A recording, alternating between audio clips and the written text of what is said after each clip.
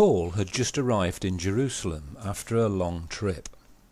Lots of people had told him not to go there because he wasn't popular amongst the Jews because of his teaching. Initially, his return was well received. He had a good meeting with the other Christians in Jerusalem. But very soon afterwards, events took a turn for the worse.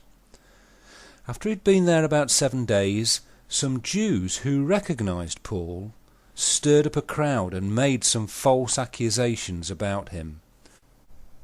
And would you believe it? The whole city was stirred up.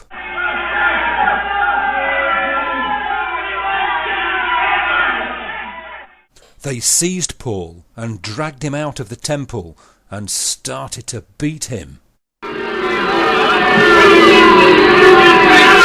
News of the commotion got to the Roman barracks, and quickly they sent a detachment of men to find out what was going on. As soon as the crowd saw the soldiers, they stopped beating Paul, and the crowd parted, and the soldiers arrested Paul and took him to the barracks.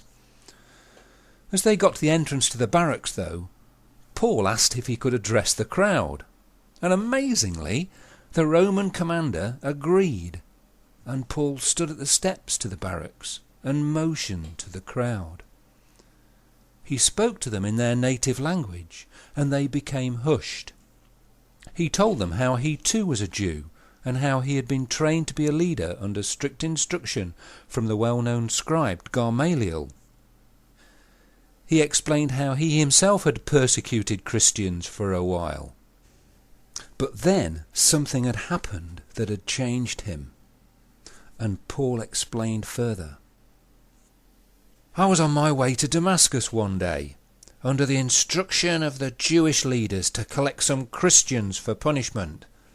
And about noon I saw a great light from heaven suddenly shining around me.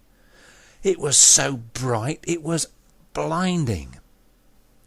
I fell to the ground and heard a voice saying to me, Paul, Paul, why are you persecuting me? And I said, Who are you?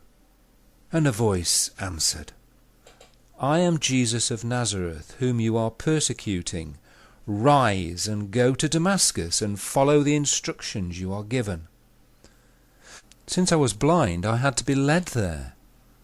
Anyway, eventually, I arrived back in Jerusalem, and I fell into a trance, and the Lord spoke to me again, saying, Go, for I will send you far away to the Gentiles.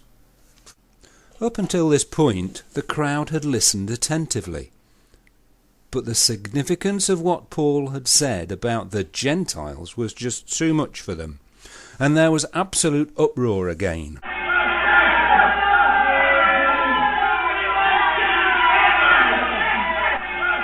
Paul was dragged into the barracks by the Romans. The way of interrogating someone in those times involved flogging.